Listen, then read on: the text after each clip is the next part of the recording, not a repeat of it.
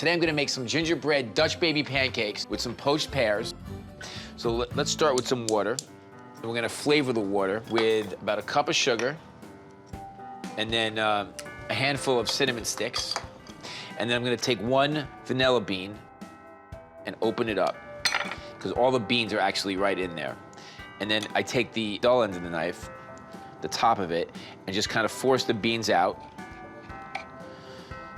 And then just drop them right into the water. And then I'm also gonna take an orange peel, just a piece of the orange peel, and drop it in there as well. Okay, and then I'm gonna peel the pears first, and then I'm gonna core them as well, cut them in half, and let them poach. Now I'm gonna make a little bit of a sauce to garnish the Dutch baby pancakes. So we're gonna start with some creme fraiche, and some vanilla extract, and then a vanilla bean, and then a little bit of orange zest. All right, now we're going to make the batter. So basically what we want to do is we want to make these really nice and light. And the very first thing we're going to do is actually whip some air into these eggs. Add some flour, 1/3 of a cup. Just a splash of molasses. A tablespoon of brown sugar. 1½ teaspoons of some pumpkin spice, cinnamon, nutmeg, allspice, that gingerbread flavor. 1½ teaspoons, and then 1/3 of a cup of milk. Pinch of salt. All right, then we're just gonna blend this just till we combine it. We're gonna take a hot cast iron pan, and it's very important that it's hot because as soon as the batter hits the pan, we want it to get a little crusty on the bottom, and then it creates the rise.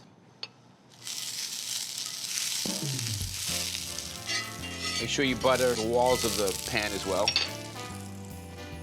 And the batter goes right in.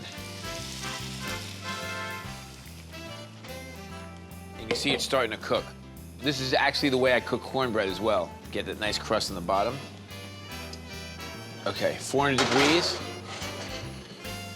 15 to 20 minutes. Oh yeah, check this out. Gingerbread Dutch baby pancakes. Smells so good. Love that gingerbread. Okay, so I'm gonna take the pears out of their poaching liquid because they're nice and soft now, and then I'm gonna let the syrup, the flavored syrup, continue to cook and reduce down and get that syrupy consistency. I'm gonna add just a little bit of maple syrup to it.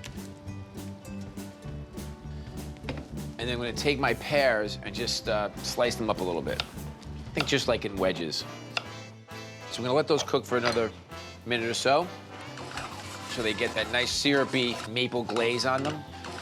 Now I'm gonna take my Dutch baby pancake. Should be cool enough now, and it should come right out. Yeah, it's beautiful, look at that. And I'm gonna slather this with a little bit of that creme fraiche that we made earlier, creme fraiche, vanilla, and orange.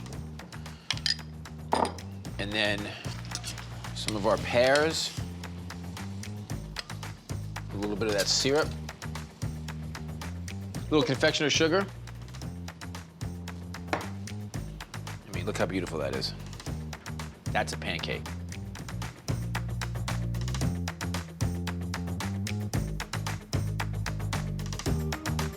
I'm making bacon, okay? All right, I'm ready. Let's do it. I'm gonna finish it strong.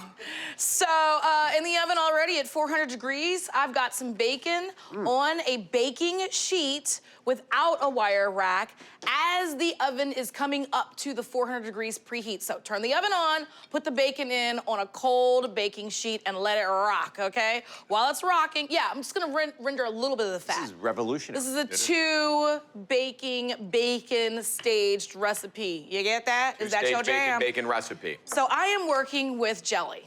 Jelly. This is, can you guess? Apple. Apple jelly. This is apple jelly.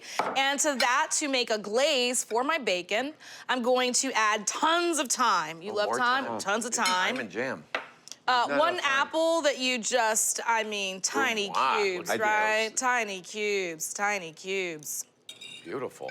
And then some cinnamon sugar, because it's always right there above my stove. Why do cinnamon and sugar when you have cinnamon sugar? And then the kick. This is liquid smoke. It comes in mesquite, hickory, but I chose apple wood because we're doing apple. It's great. Why It's great with not? bacon, applewood too. Get that in there. Yeah, a little goes a long way with that too. It does. So you gotta be careful. Little salt, little bit of pepper. I still don't know exactly what you're doing. You don't know what I'm doing, do you? All right, Sonny, I'm gonna grab that bacon for you because I just cannot wait any longer. Okay? It should be rendered, looking rendered. Okay, I'm Yeah? not looking at the top one. Don't even look at though the I saw top. it. I Don't saw it, so cheat. Don't look I'm at it. excited. Bring it. Okay, so it's gonna look like this. Then you've got a baking sheet with a wire rack. this is embarrassment of riches. I just pull this off, put the rack on the one that was already in the oven, and keep it moving. And what I like to do is just kind of come through, pat them dry as much as you can. You can do that after you get it onto the wire rack. You're just going to load up the glaze onto your strips of bacon. All right, the oven is still 400 degrees. I think Katie likes my salad. That's just a guess. This is my second plate. Yeah, she's going hard in the paint, man. So basically just get the glaze on, put your bacon back into the oven until it's nice and golden brown and a little bit rigid. Oof. You guys okay? For anybody else? No? Man. Do you want a doggy bag for that, Katie? Yeah, I was thinking I might take that dressing home. All right, are you guys ready? Oh, snap-a-doodle. I mean, What? You made what? that's right. What the what? Apple glazed bacon, baby. That is unique. Yeah. I've never seen Try that bacon for years. You know, I like this for cocktail hour. Wow. Is this Now, as they're warm, they're a little bit limber, but as they cool down, they get a little bit more rigid for you. They're very, very hot, so. I'm your going. jam. This is me. This is your jam. Well, that You're gonna burn this your one's tongue. been cooling for 6 seconds, so let me. It's really, really hot. It's like a piece of pizza. Apple jam or jelly. The thyme is clutch in here. Yeah. Well, I'm going from savory to sweet. French toast is a brunch favorite, but one challenging thing about it is standing over the stove and making individual pieces for your guests, especially when you have a few guests. So that's when French toast casserole is a lifesaver, and I am gonna make a lemon blueberry version that is out of this world good. Everyone loves it, from kids to big kids. I'm just adding things to the pitcher to make the custard. And it's eggs, mascarpone, whole milk, brown sugar, and a generous amount of vanilla. And then lemon zest, which just really brightens and makes the whole thing taste super fresh. Now, instead of going in with a whisk, I'm gonna use an immersion blender because it's going to make everything really, really smooth. This is not gonna take long at all, and it really mixes in the mascarpone with the eggs really, really well. And it's just fun to use. I love an immersion blender. All right, that is the custard. It smells so good. So I sliced a bunch of slices of potato bread in half, and I just shingled the slices in the baking dish. And it's just so easy to do it that way. You could use sourdough bread, you could use ciabatta. Honestly, the great thing about French toast casserole is you can use leftover bread, so you could do a mix, lots and lots of options. So I'm pouring this just so it goes over every little surface of the bread. I don't want there to be any dry bread at all. Now for the blueberries, I am using frozen blueberries, which are amazing. You can use fresh, and of course you can go the blackberry route, raspberries, anything goes. So at this point, if I were making this ahead of time, I would cover it with plastic wrap and put it in the fridge overnight, and then just get up in the morning and stick it in the oven. But I am gonna press on, and I'm gonna put this in the oven for 45 minutes at 350, and then I'll make a sweet, delicious glaze. The French toast is almost ready, so I am gonna make this delicious and very simple lemon glaze to go over the top once it comes out. It kind of takes the place of the syrup, but you are more than welcome to add syrup as well. You can also add butter if you like. One thing I'm not gonna do is judge what you do with your French toast casserole, because I've probably done it too. All right, basically you just want to add lemon juice to powdered sugar, and it's a process because you want to get it to a drizzle consistency. Okay, that looks like the perfect glaze right there. So I'm gonna grab the casserole out of the oven. It smells good. It smells like brunch. Woo, boy, that looks delicious. I love how this looks with those shingled slices of bread. And look at the little crusty points that are sticking up. It's just the way I like it. All right, time for the glaze. And I'm just gonna tip the bowl and just go back and forth. Oh my goodness. Okay, I wanna show you how I like to serve this. You can use a spoon and take out sort of rustic scoops, or you can be nice and tidy and just cut a big old rectangle. Look at this. That bread is so soft in there. So to garnish, I just like to do a little light sprinkling of powdered sugar. Oh my gosh, love that. And then these pretty little lemon slices just to make it look extra special. Lemon blueberry French toast, guys. How easy was that to put together? And if you put it in the fridge the night before, it makes your brunch morning that much easier.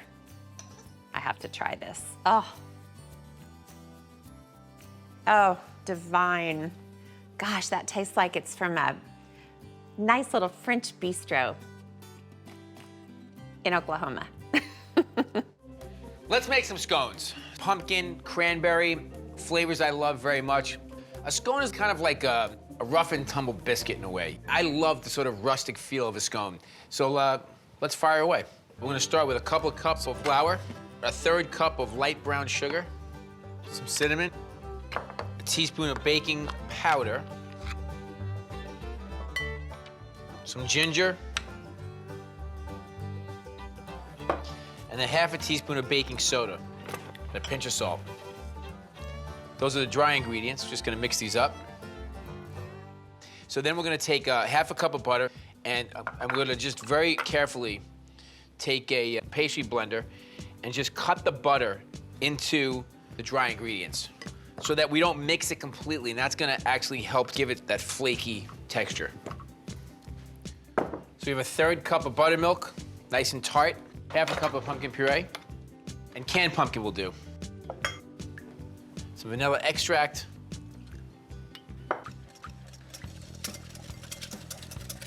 so we're gonna take the dry ingredients and we're gonna pour the wet into the dry.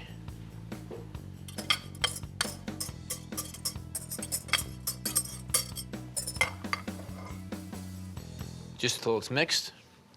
And then we're gonna fold in some cranberries and some crystallized ginger. I love this stuff. You really wanna cut the crystallized ginger, it's very strong. You wanna cut it to very small dice.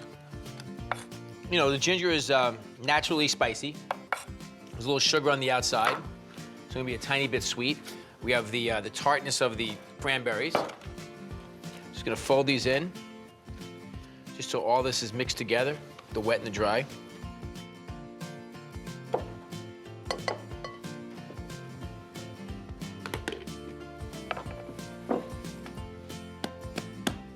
All right, I just want them to be about 1.5 inches in height. And then you can just cut them up. The thing I love about scones is there's really no, it doesn't matter what shape they're in.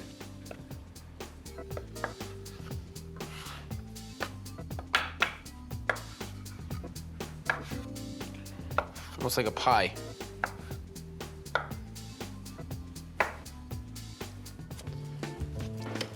Okay, a little bit of cream right on top.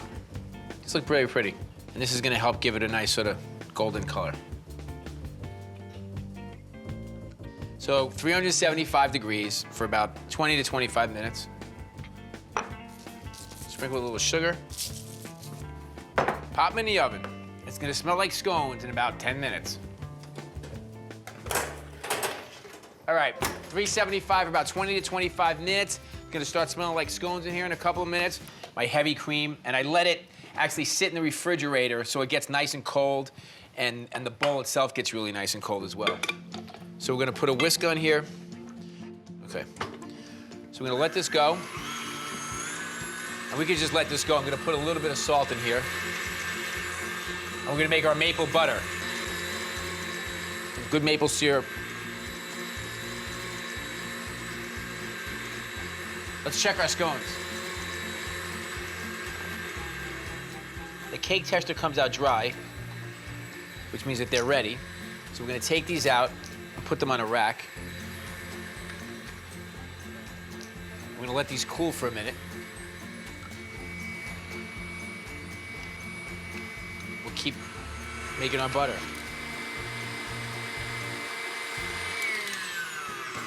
All right, that's it.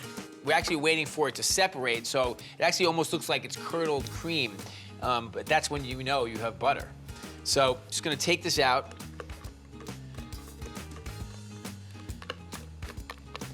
I mean, if it really starts to separate and you have solids and you have milk underneath it, you can actually strain out the milk and then keep the solids, and that's the butter. But I think for our purposes here, this is just gonna work perfectly fine.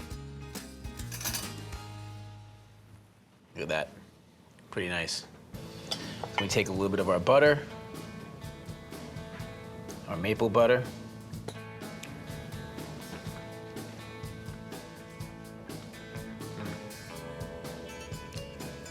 A little bit crispy on the outside, very tender on the inside. You can taste the spices in the pumpkin, like the ginger and the cinnamon. The cranberries are nice and tart. My childhood best friend is in town, Kamiko. Before she heads back to New York, I'm making her meat lover's quiche because we both love meat, we both love eggs, and we both love cheese. So I have one store-bought pie crust. I'm just gonna mold my crust down into the pan. I have some pie weights here and parchment paper. I like to par-bake my crust first because if I was just to put the eggs and the meat in there right now, that crust wouldn't bake. So I have to bake it first in the oven. The pie weights help the crust stay nice and intact inside the dish. Otherwise, it'll just puff up when you put it in the oven. And I have my oven preheated to 375. My pie crust is gonna be in there for about 10 minutes. So while that goes, I'm gonna get started on my meat. I have 4 slices of bacon here. I'm gonna render it on down. I'm flipping my bacon. While that side cooks, let me take my pie crust out of the oven and take those weights off. I'm gonna pop this back in the oven and let it cook and brown for about 5 more minutes. I think my bacon should be done. I'm not gonna empty this pan. I'm gonna add my country sausage right to the rendered fat from the bacon.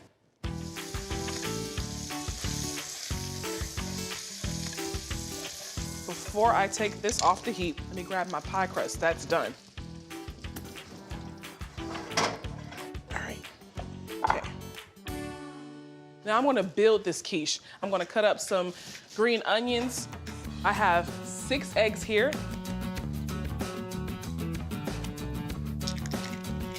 I'm gonna add a 1/2 cup of half and half. If you don't have half and half, you can use whole milk. That half and half is gonna get it really nice and fluffy. I'm gonna do a heavy pinch of my house seasoning. Got sweet paprika, onion powder, garlic powder, salt, pepper. I'm gonna add my green onion as well. Give it a whisk. Now I'm gonna grate 4 ounces of white cheddar. And I love using cheddar cheese because it goes really well with the saltiness of all my breakfast sausages. I'm gonna put it right into my egg and green onion mixture. I'm gonna give it another whisk. All right, let's build. I'm gonna put my country ham down, which is basically just smoked ham. Got my strips of bacon here, I'm gonna crumble up. Last but not least, my country breakfast sausage. It smells really good, my stomach is growling. Now, just pour the egg and cheese mixture right on top.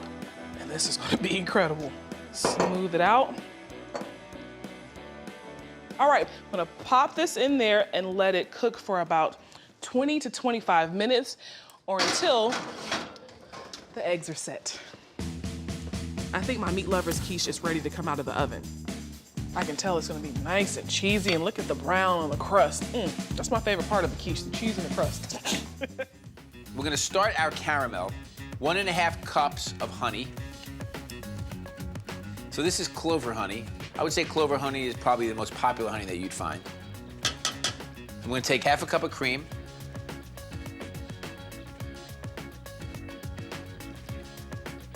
We're just gonna combine it, the cream and the honey, and then put on the heat and let this get to 240 degrees. And then when that happens, we're gonna add a little bit of butter and some bourbon, a little bit of vanilla, and then we're gonna add some salt. And the salt is gonna give it that salted honey caramel flavor that's so popular these days. And it's gonna go terrifically with our pistachio and chocolate chip pancakes. Speaking of which, let's make some pancakes.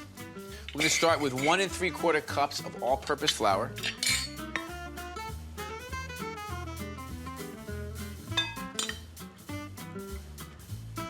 2 1/4 teaspoons of baking powder. A little bit of salt. And that is the dry ingredients. And then we're gonna combine the wet ingredients. So we have a couple of eggs.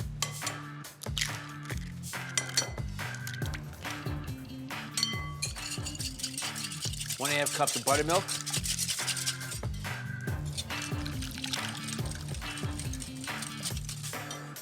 Some vanilla extract.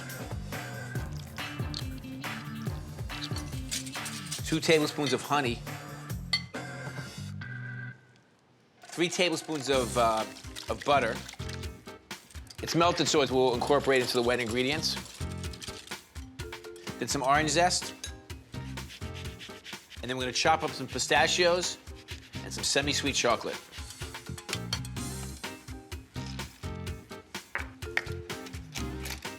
Pistachios are definitely one of my favorite nuts, and I love all things pistachio. I love pistachio cakes, I love pistachio gelato, pistachio ice cream, pistachio milkshakes. Now, when you're working with pistachio nuts, they're really dense, they're very firm. I think it's a good idea to kind of chop them up into smaller pieces, especially for, something like pancakes. Okay, that's the pistachios. And then we have some semi-sweet chocolate that we're gonna just chop up. And if you want to, you could use, semi-sweet chocolate chips as well. But we're gonna chop up our own chocolate. So we have shards of chocolate running through the pancakes.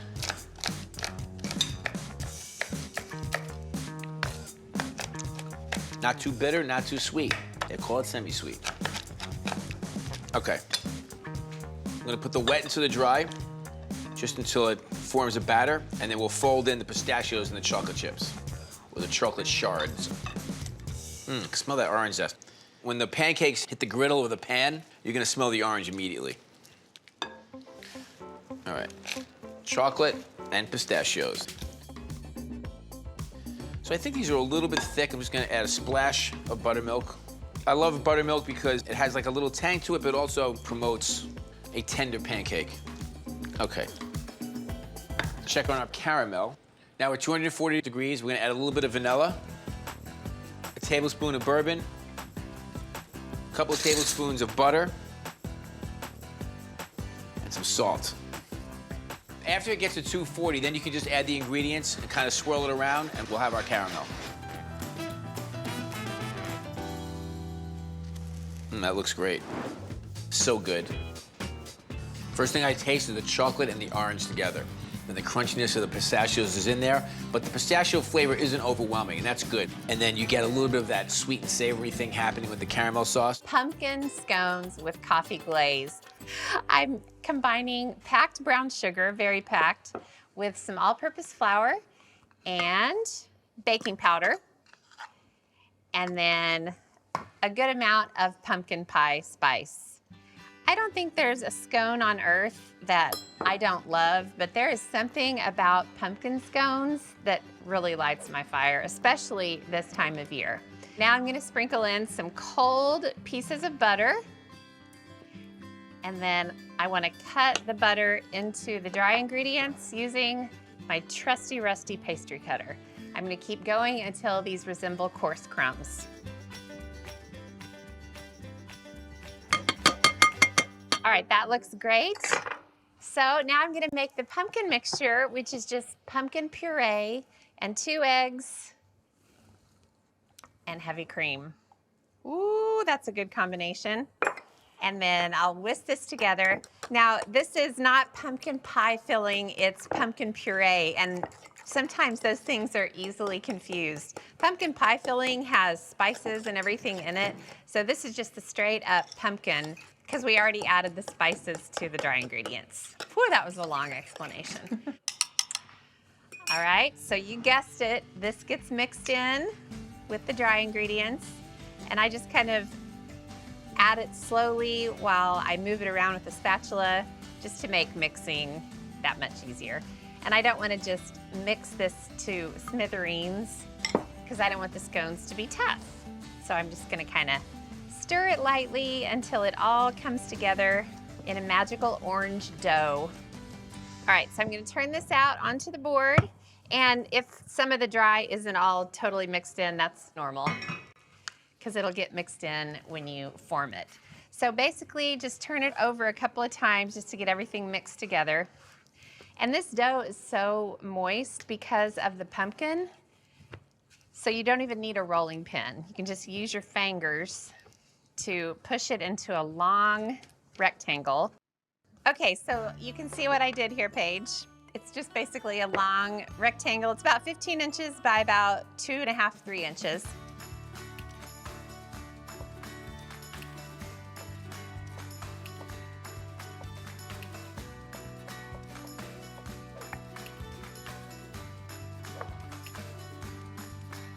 All right, now these go into the oven.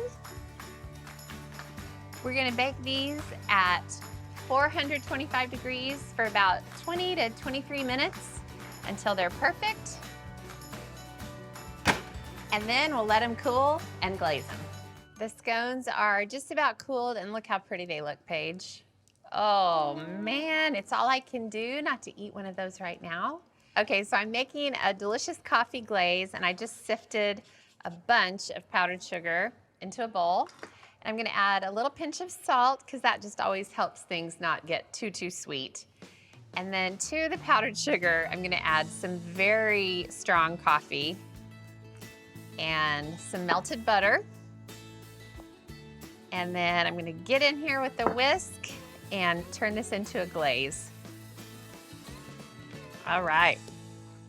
You can just keep whisking until you get it to the consistency you want. You can add a little less liquid if you want it to be more of a frosting. You can add a little more liquid if you want the glaze to be thin.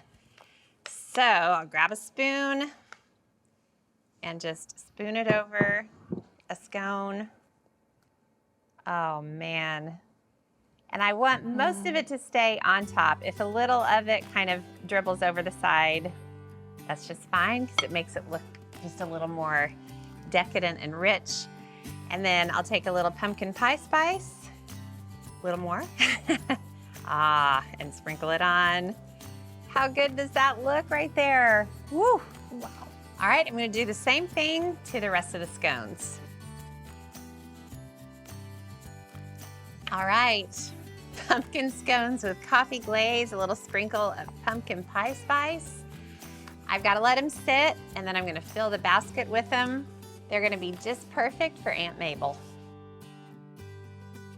Today, for the moms, I'm making my beautiful bacon, onion, and cheese tart. You said it. Very simple. It's so delicious. So what we're going to do very simply, I have started over here, if you can take a look at this, is onions that are finely sliced. I put them with bacon. I put them in together. Normally you wouldn't do this.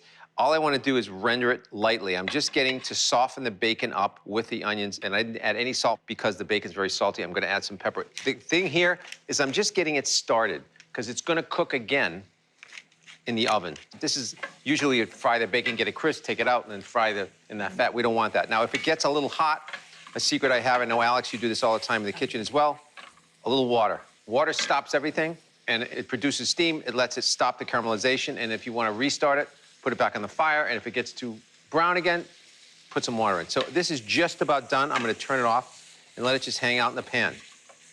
Very simple. That's actually kind of radical, though, to not It is. It's like cook bacon crispy. Yeah, it's a bread. I like to actually cook bacon with water in a pan, which is a weird way to do it, but it works. Very good method. Here I have farmer's cheese. It's unaged, right? It's just fresh cheese. So very inexpensive. You can find it anywhere. This is actually from the farmer's market. A little creme fraiche or double cream or whatever. Cream. Yeah. GC, if you didn't have access to farmer's cheese, could you use like a cream cheese? I wouldn't use a cream cheese. I'd use something that's a little not as sharp. Okay, so I'm putting that in here.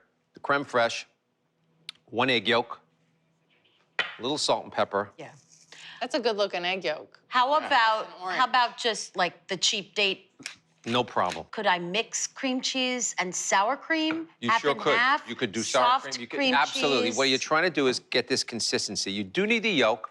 The yolk provides a little, you know, it grabs the pastry, right? It has to, and it doesn't. If other than that, it's too wet. Okay. Yeah. It also adds such a nice richness Yeah. to it Yeah. and good color. So let's get to the pastry. Really important, the pastry. This is store-bought puff pastry.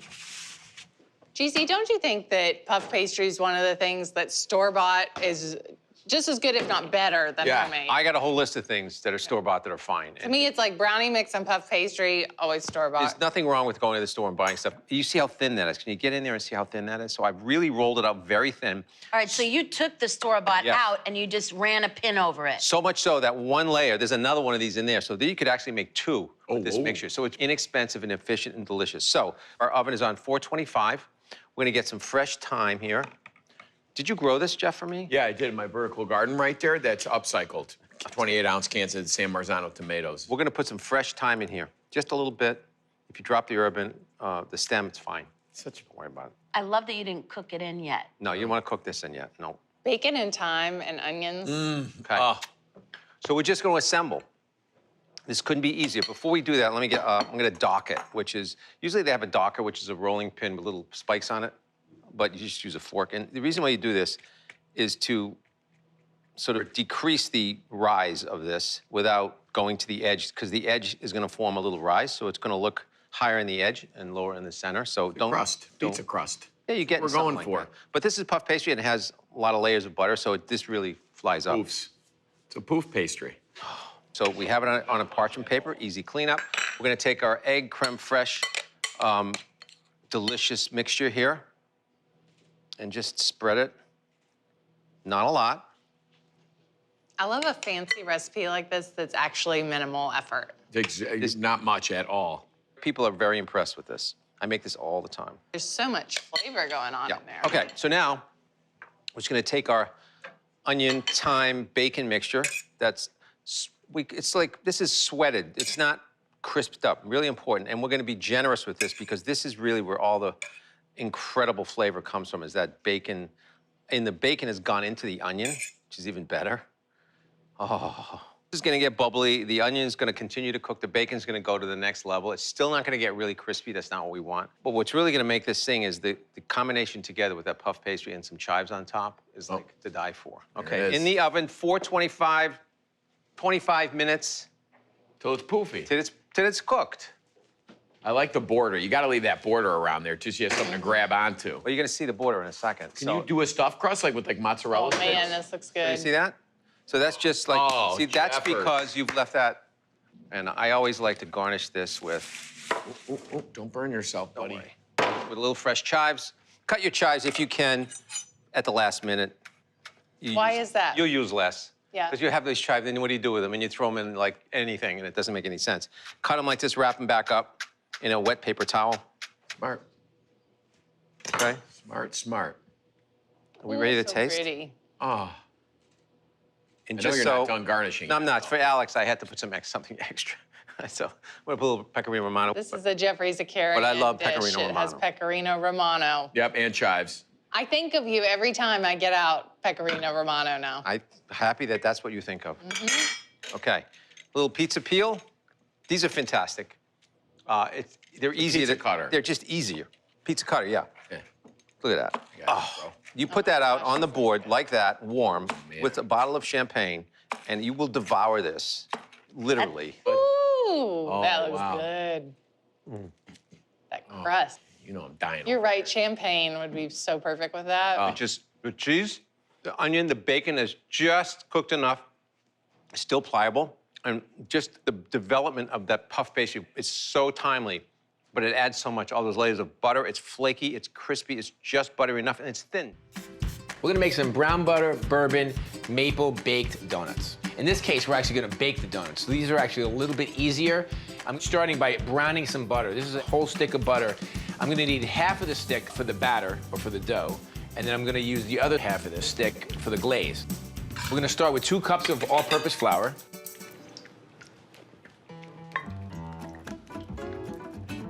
1½ teaspoons of baking powder. 1/2 teaspoon of baking soda. A little bit of salt, and then some ground nutmeg. We're just gonna take a fine hand grater and just grate the nutmeg right into the dry ingredients.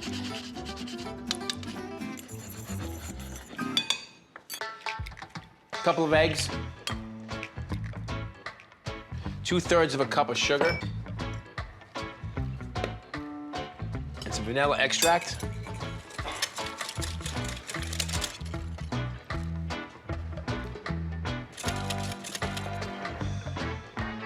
Three-quarters of a cup of buttermilk.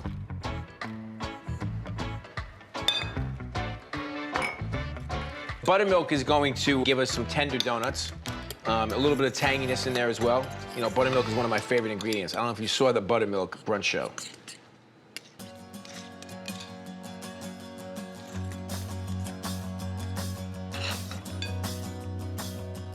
I'm gonna use half of the brown butter for the batter. And I'm gonna use the other half of the brown butter for the glaze. And the brown butter is gonna give it that nice nutty sort of undertone. And we're just gonna mix this until it just kind of comes together. And now we're gonna put this in a pastry bag. We're gonna bake some donuts.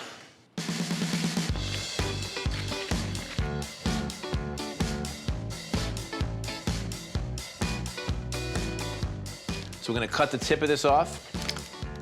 Let's make some donuts. I'm gonna fill this up about 3/4 of the way. We're gonna rise a little bit. With the pastry bag, we can control where the batter goes a little more efficiently. So we're gonna get the first pan in the oven. It's only about 8 minutes, 375 degrees, and we're gonna have some donuts, folks.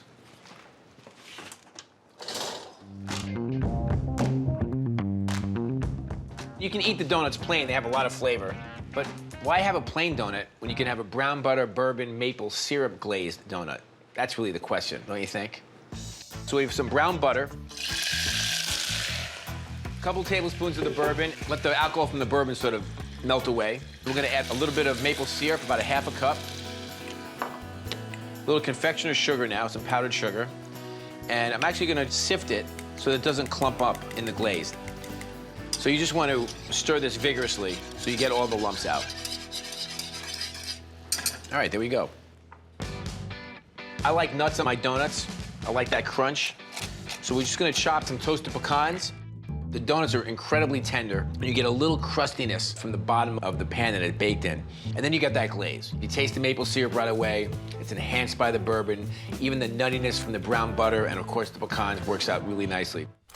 I'm doing an article about brunch. It's no secret that I love entertaining during the day. I love breakfast, lunch, brunch, any of them. People come for a few hours, we have a really good time, they have lots of energy, and then they go off to the rest of their day. It's a wonderful way to entertain, and I love the food. I'm starting with roasted hazelnut granola. I love making granola. You can make it way in advance. It's delicious for breakfast or brunch, and you can make so many different varieties of it. So I'm starting with 1 cup of roasted hazelnuts, just really coarsely chopped. Next is 1 cup of roasted cashews. Actually, even though I'm roasting these, I start with roasted nuts. The wonderful thing is when you roast them, the flavor of the nuts really comes out. And just also give it a big rough chop. You don't want little pieces, you want big pieces. Okay, into the bowl. Next is 1 cup of oatmeal. Can't make granola without oatmeal. I like the crunch of the old-fashioned ones. Next is 1/2 cup of slivered almonds. You can also use sliced almonds, but these are slivered. 1/2 cup of sweetened shredded coconut. All of these measurements aren't exact. If you like something more than something else, just add a little more. 3 tablespoons of vegetable oil. This is what's gonna brown everything and make it taste so delicious. You want a flavorless oil. 2 tablespoons of honey.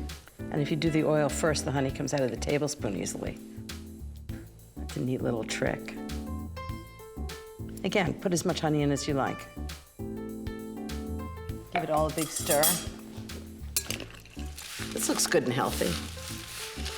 Nice thing about granola is you can really make it well in advance. Roast the whole thing and just keep it in an airtight container. Okay, last big stir. Onto a pan. Looks good already, it's not even baked. Just spread it out evenly into the oven, 350 degrees for 20 minutes. Just gonna toss it a few times while it's baking to make sure it bakes evenly. And that's gonna be really delicious, roasted hazelnut granola.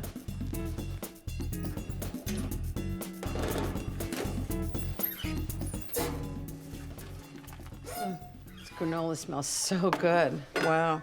It's really toasted and perfect. Just give it a toss, make sure it doesn't get all clumped together. Can't wait to see what the guys are doing at the table. I'm sure it's fantastic. And when the granola cools, I'm gonna put it in a big bowl, and everybody can help themselves. We had that baked ham last night, so why not utilize some of our beautiful ham here? Smells like the holidays. So I'm gonna dice it up, crisp it up a little bit with a little bit of butter, and render a little bit of that fat off, and then cook the eggs in the ham fat. Okay, now slice up some scallions. I'm gonna save a little bit of these eggs for the egg wash later. Okay, so now I'm gonna take my ham out.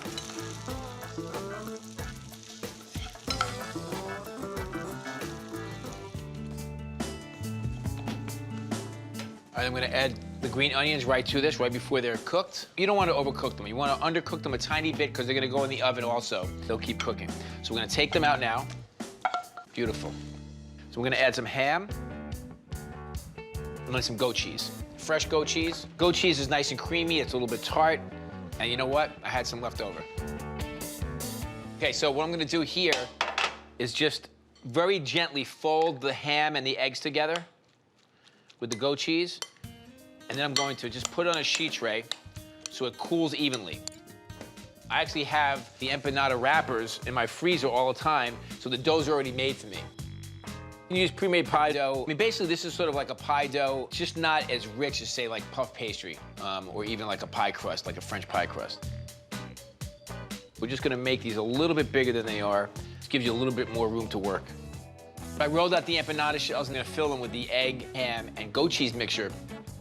But first, I'm gonna take a little bit of the egg wash, which is just, you know, whisked eggs with a little bit of water. And I'm just gonna go around the edges. You're gonna use your egg wash for two reasons. You're going to use it as sort of like edible glue for your empanadas. And then we're also going to put it on the outside of the empanada and it will make it nice and golden as it bakes. You want them to sort of be in the middle. You certainly don't wanna overstuff them, but at the same time, you wanna make sure there's enough filling there. Okay, so now we're just going to close them up.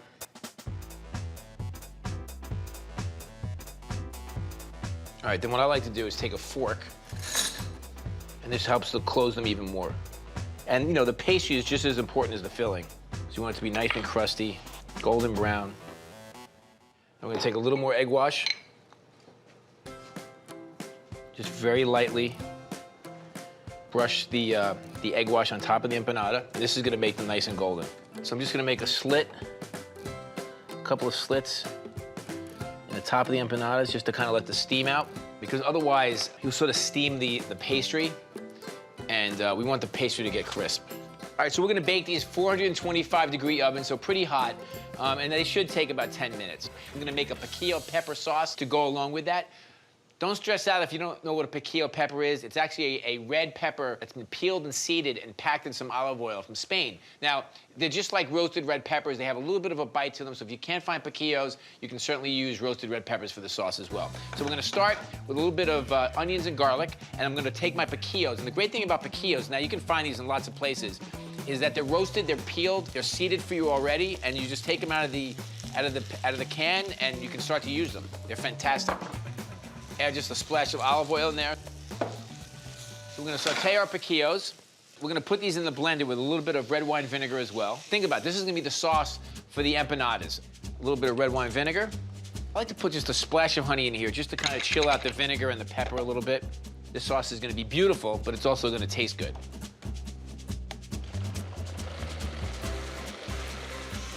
Slowly add the olive oil and it emulsifies it, which means it stays together.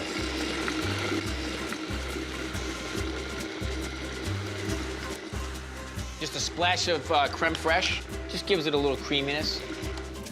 And it's a beautiful sauce. And the great thing about this sauce is, you know, it's not a hot sauce in terms of temperature, so you can make it ahead of time. A little bit of cilantro, some garnish, and then there's only one thing left to do. It's brunch time. Look at that. You get the ham, the egg, the goat cheese kind of running through there. And, you know, the pastry is really light and flaky. It just adds one more sort of texture to your experience here. I'm gonna grate some onions and the apple, and I'm gonna add a little garlic, and we're gonna saute that for our sausage. You know, we wanna get a lot of flavor into our ground pork.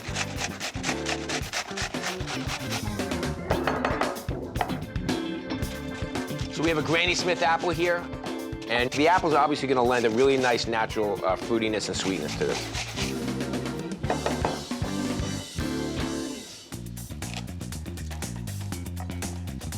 And I'm just gonna crush some garlic.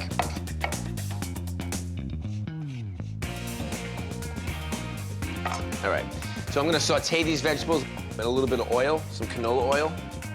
Just don't want the raw flavor of the onions and the garlic. You know, while we're at it, we'll give the apples a little cook too.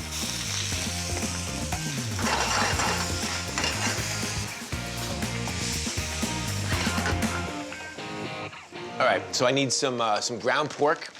You know, it's really easy to make your own sausage, your own breakfast sausage. What you do is you just take your ground pork and just season it. So a little bit of cayenne, some salt and pepper, some sage, some fresh thyme.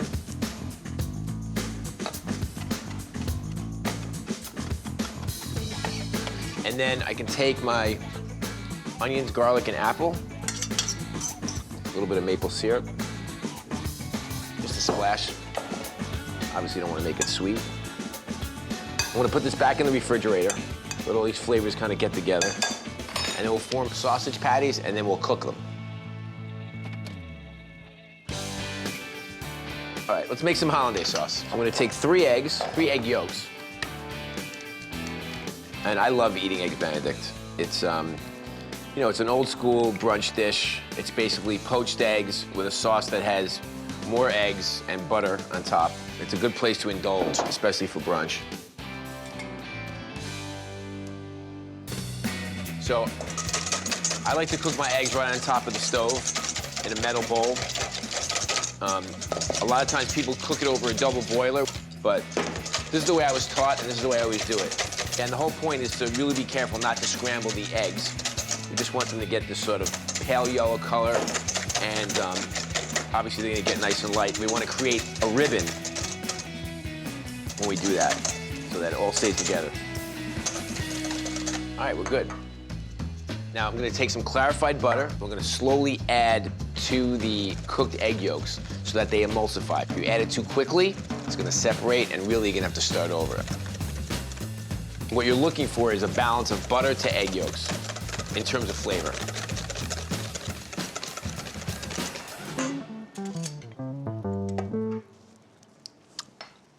See, in that case, I can taste the eggs and I can taste the butter almost in a perfect balance. So then I'm gonna add a little bit of lemon juice. And this is gonna be a mustard-flavored hollandaise sauce. And the reason why I'm using mustard is because it goes so nicely with apples and pork. A little hot sauce, some Dijon mustard, and some whole grain mustard for a little bit of texture. The mustard is also gonna thicken the hollandaise up a little bit. A little salt and pepper. That's done. Now we're gonna get our pork back out.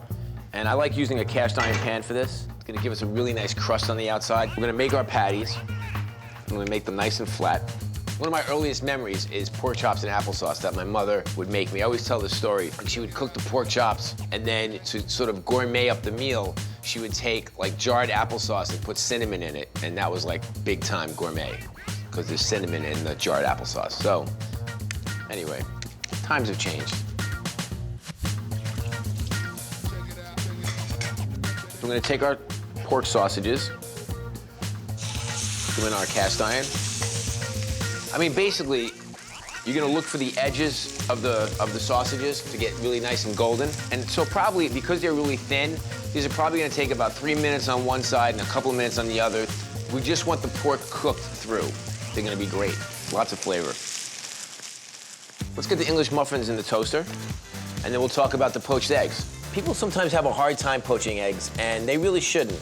I mean, it's a very simple concept. You have some water that's steaming, and then you take some distilled vinegar, and that's gonna actually help the poached eggs coagulate or sort of come together and poach really nicely.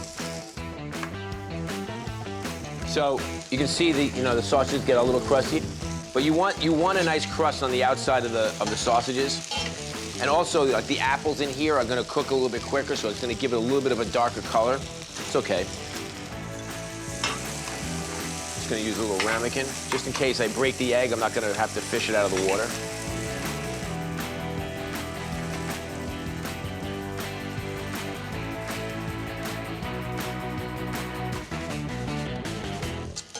We have our sausages. These look really nice.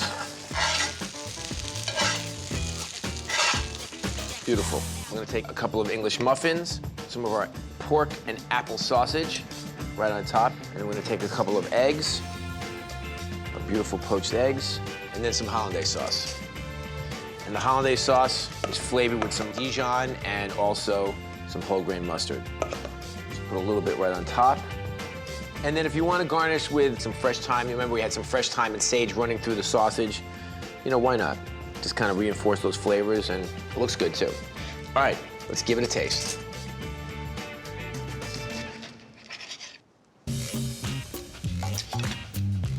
So many different textures there. You have the crispiness of the English muffin, then you have the pork sausage with the apple running through it, and that nice silky soft egg and the hollandaise with a little bit of mustard. The thing I love about this, it all goes really, really nicely together. It kind of makes perfect sense, and so why not make brunch out of it? There you go. I'm making a slow cooker hash brown casserole. So we're gonna start off with a bag of frozen hash browns. Got some onions going in there. Ham, a little diced ham, red bell pepper, and I've got a little grated cheddar cheese here. So I've got 6 eggs here, whole milk going in. Put in sour cream. I got a little garlic powder going in there. Some salt, black pepper, cream cheese. Okay, goes right into our slow cooker. Mix the whole thing. 4 hours on high or 6 hours on low. An hour before it's done, put your cheese on the top of it. Okay, so what we're gonna do first is we're gonna take some hot sausage and some sweet sausage. And basically the way you can tell the difference is, the hot is redder and the sweet is paler. The hot usually has some kind of hot red pepper in there to make it spicy. And then we're gonna also need some onions and some garlic. Tuscan home fries, it's gotta start with onions and garlic, right?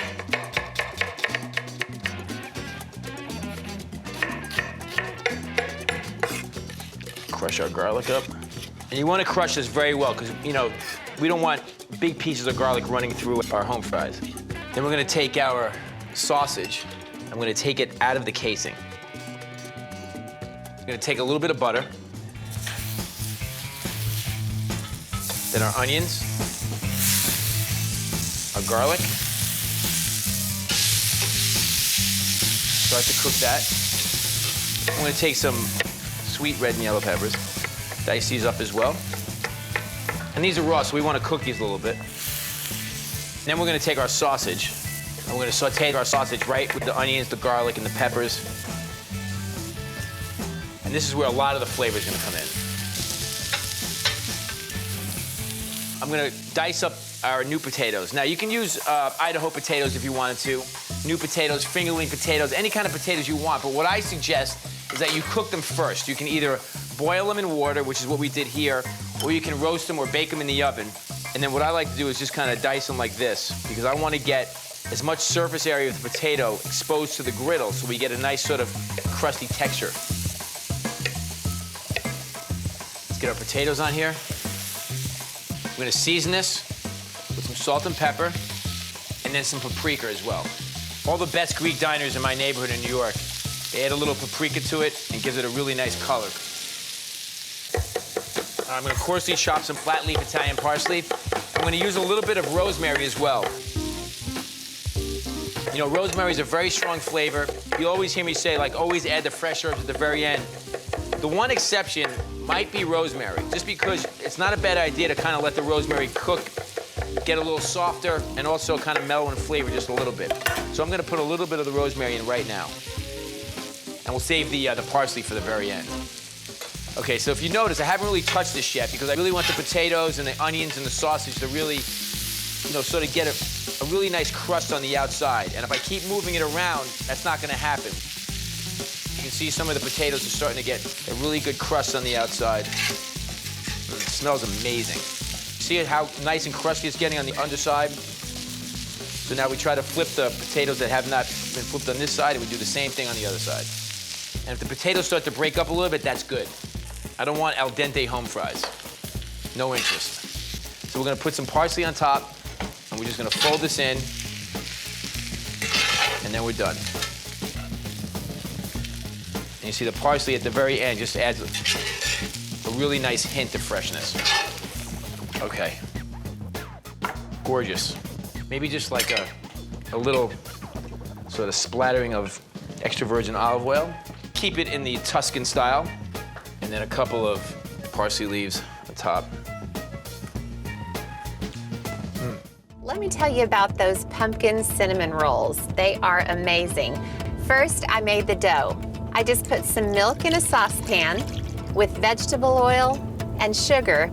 Then I stirred it together and heated it up until it was really hot but not quite boiling. Then I removed the pan from the heat and let it cool a bit. Then I sprinkled on some active dry yeast and let it sit for about 5 minutes. Then I stirred in pumpkin puree and just let it sit. Then it was on to the dry ingredients. Now, in a separate bowl, I added flour, ground cinnamon, ground nutmeg, and ground ginger. Then I stirred it all together and sprinkled it into the saucepan. When everything was all stirred together, I covered the saucepan with a towel and set it aside in a warm place to rise for about an hour. And when it was all risen, it was time to move on to stage 2. Oh, look at that dough. It is so bubbly and puffy. It pretty much doubled in size. Now I'm just gonna finish it off and add half a cup of more flour, a generous half teaspoon of baking powder, a scant half teaspoon of baking soda, and half a teaspoon of salt. And then I'll just stir this addition of the dry ingredients into this puffy dough. Without this final addition of flour, the dough would be way too sticky. So it's nice to give it a chance to rise and then finish it off with just a little more flour. Okay, I've got it pressed into a rough rectangle shape. I'll give it one more sprinkle of flour, and then I'll use the rolling pin to roll it into a nice big rectangle. Now I have a stick of melted butter, and I'll just drizzle it all over the dough. It's all covered in melted butter. So now I need to sprinkle on the sugar and spice. And boy, is it nice. It's just white sugar, brown sugar, cinnamon, nutmeg, and ground ginger all mixed together. Okay, now this just gets sprinkled all over the butter. I want to do it in a nice, even coating. Okay, now I have a whole bunch of finely chopped pecans, and I'll just sprinkle those all over. Okay, so now it's just about rolling them up. I use a bit of a typewriter motion, going back and forth with my fingers, rolling the dough toward me tightly so it's nice and neat. The seam gets pinched closed, and the trick is to turn the roll over so the seam is facing down. Then it gets cut into half-inch slices, which go into buttered pans. This amount of dough makes 3 pans, 2 for Pastor Ken and 1 for my family. Then, after the rolls have risen for about 20 minutes, it's time to bake them. They go into a 375-degree oven for 15 to 18 minutes. While the rolls finish baking, I'm gonna make a delicious frosting to go over the top. Now it starts with 8 ounces of cream cheese. Now, along with the cream cheese, it's powdered sugar, whole milk, melted butter, a pinch of salt, and it all gets beaten together until it's nice and smooth. I always like to ice cinnamon rolls right when they come out of the oven. When they're nice and warm, they just suck up all that beautiful, beautiful icing. I'll get a big blob right in the middle of each one. Oh, that was a mighty big blob right there. It does look like a lot of icing, but as the rolls sit, it's gonna settle down into the crevices. Oh, man. Now I'll just grab some of the chopped pecans and sprinkle them all over the frosting. All right, that's 1 pan for my family, 2 for Pastor Ken. I predict he is gonna love these. So I'm gonna make herb baked eggs for Geoffrey and me. Watch how easy this is, great. So I'm gonna mix together 1/4 teaspoon of fresh thyme, right in this bowl. 1/4 teaspoon of fresh rosemary. There's all kinds of French herbs. You wanna use it judiciously because it's such a strong herb. And be sure that you chop it really well.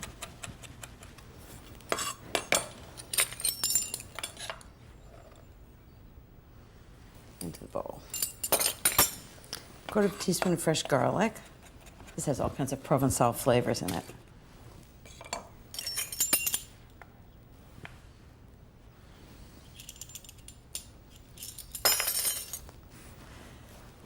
One tablespoon of chopped parsley. You can either use flat leaf or curly parsley. I kind of like a rough chop. It doesn't have to be too finely chopped.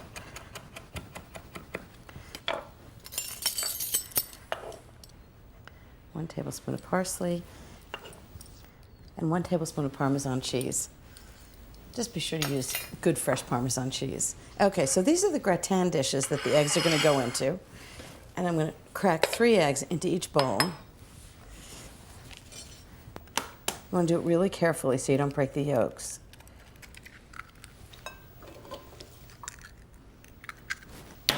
So now what I'm gonna do is I'm gonna take a little bit of butter,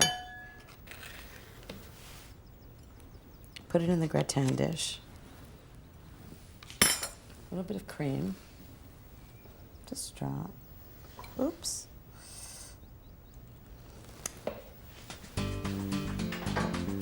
I'm gonna put these on a tray, and I made some little pieces of toast I'm gonna serve with the eggs.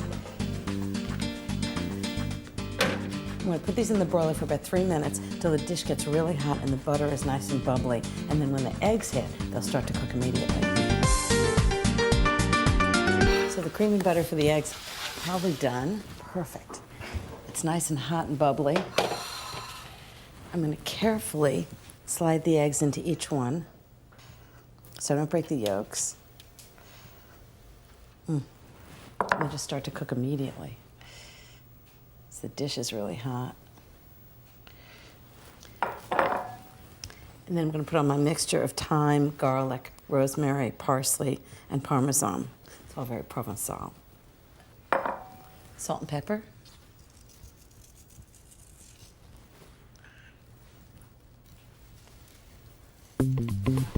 Into the broiler for about 5 minutes until it's hot and bubbly and delicious. So, you look very comfortable sitting there. Oh, that looks I have great. my French-inspired flowers. What do you got there? I have baked eggs with Provençal Isn't herb. that lovely? And then later, the way the French have a salad after the meal, I have an endive salad with blue cheese and pears. Oh. That is just delicious. Now we're gonna move on to some pancakes that are gonna be inspired by your favorite cinnamon bun. So now I'm gonna start by making the cinnamon sugar swirl. We started with some brown butter, and I'm gonna add about 1/2 cup of dark brown sugar.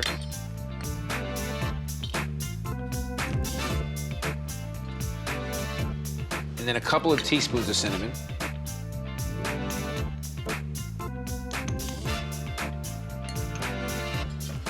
Whisk this together. This is what we're gonna actually pipe into our pancakes when we put them in the pan. I'm gonna add about 1/4 cup of water.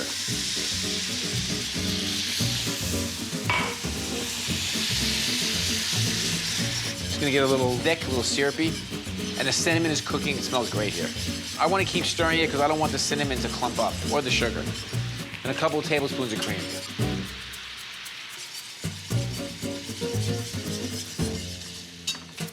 you really have to let this cool to use it. Smells good, though. Okay, so we have a little bit of warm maple syrup. I'm gonna pour it right over some softened cream cheese. This is gonna create our cream cheese glaze or frosting, basically what you get on top of a cinnamon bun. And this you wanna whisk pretty vigorously so it gets nice and smooth. Okay, let's make some pancakes. Let's start with 1½ cups of all-purpose flour.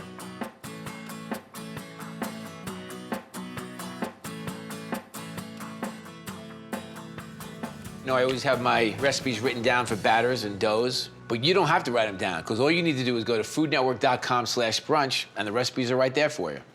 1 teaspoon of baking powder, and ½ teaspoon of baking soda, 3 tablespoons of sugar,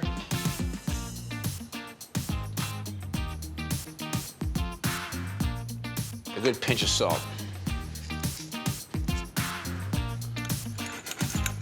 Mix these together, and then we're gonna get to our wet ingredients. A couple of eggs.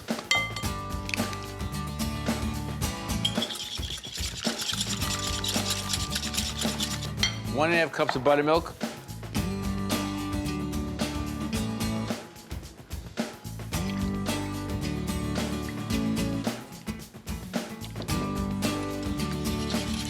You could use regular milk, but I love the flavor of buttermilk, and also I think buttermilk makes for a more tender pancake. A little bit of vanilla extract. 3 tablespoons of melted butter. The melted butter is gonna help make the pancakes a little golden brown on the outside. Now we're just going to fold the wet ingredients into the dry ingredients just until it forms a batter. Don't want to overmix them. Pancakes make me very happy. Such a good thing. Who doesn't like pancakes? So what I'm gonna do is I'm gonna get my brown sugar and cinnamon mixture and put it into a pastry bag so that when I put my pancakes into the pan, I can actually swirl it right into the middle of the pancake. So you can see it's kind of thickened up as it's cooled. Lots of delicious goodness in here. Cinnamon, brown butter, brown sugar, and a little cream. Okay. Let's start making some pancakes. I'm gonna get some butter going in my pan. So we're gonna put some pancake batter right into the pan. And I'm gonna spread a little bit. Those cook for a second. I'm gonna take our cinnamon and brown sugar swirl and just swirl it right into the middle.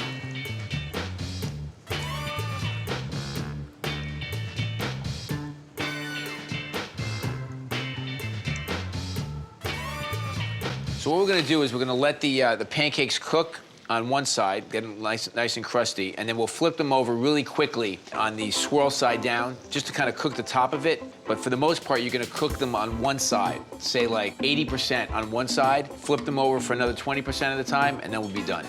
I slowed down the heat a little bit so that they actually cook through without getting too brown on the bottom side. At the same time, we don't want it to get too crusty here. Here we go, ready? Count to 10, 9, 8, 7, 6, 5, 4, 3, 2, 1. They're beautiful.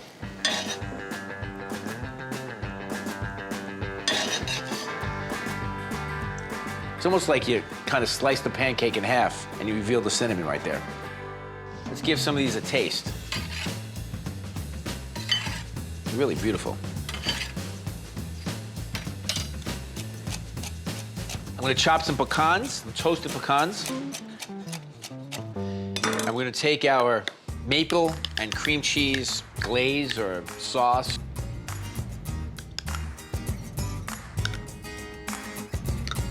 And then a few of the chopped pecans. And let's get at it.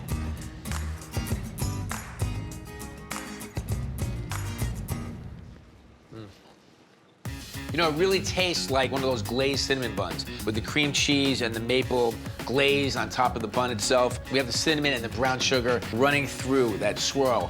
Such a cool idea, and it's really beautiful too, and easy to do. First thing I want to make for Antonia and Donna is a sour cream coffee cake. It's a really moist sour cream cake with a streusel in the middle. I'm going to start with 1½ sticks of butter, 1½ cups of sugar, and I'm going to cream that together until it's light and fluffy. And then I'm going to start on the dry ingredients.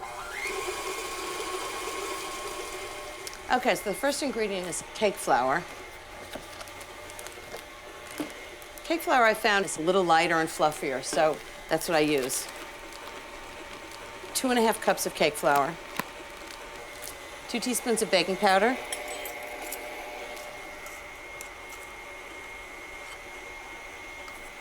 makes it nice and fluffy, 1/2 teaspoon of baking soda, 1/2 teaspoon of salt. Sift that together. I'm going to add 3 eggs, some good vanilla, really important in this. 1½ teaspoons.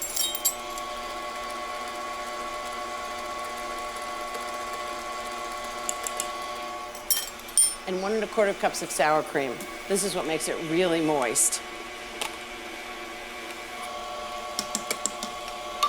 1 and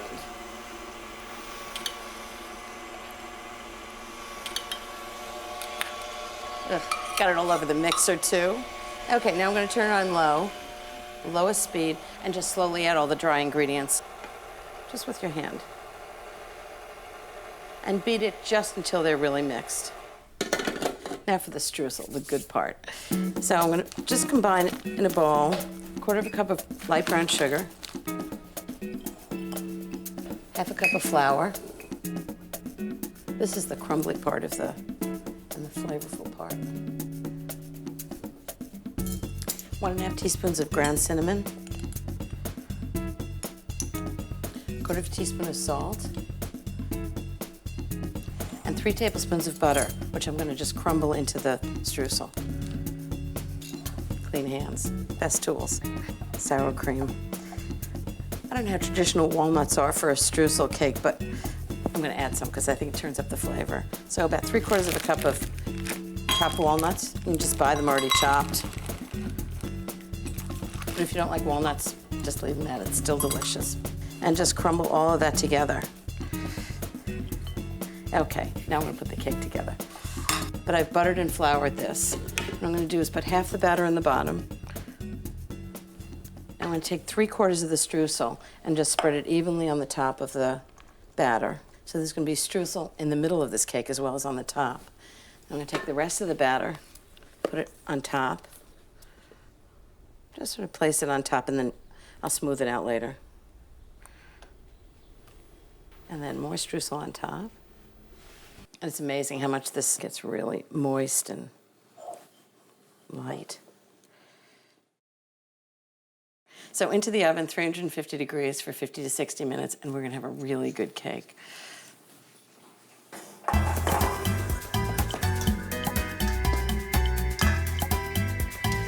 So my philosophy is too much is never enough. So I'm going to add a maple drizzle to this to make it even better, and it's really easy. 1/2 cup of confectioner sugar.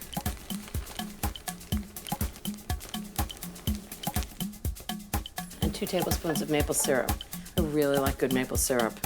Not the stuff that says syrup-like or syrup-flavored, or it's really maple syrup. Okay, that's perfect. Even better. Just want it to drizzle down the side a little bit. This is actually not about being perfect. It's about being a little messy. I'm making a tater tot casserole for tomorrow. It is so wonderful. It's an all-in-one main course. It's got a great shortcut ingredient, and it's make ahead. Check, check, and check. I'm gonna assemble the casserole today and bake it tomorrow. I'm just browning some breakfast sausage with some finely diced onion.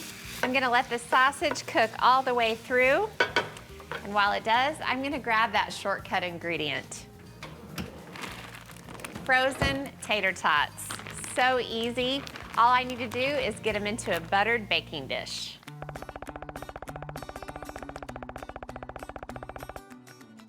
This perfect layer of tater tots is gonna get topped with the brown sausage and onions.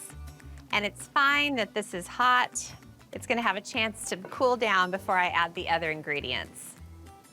Once the casserole bakes, those tater tots just turn into potatoes. You would never know they were frozen.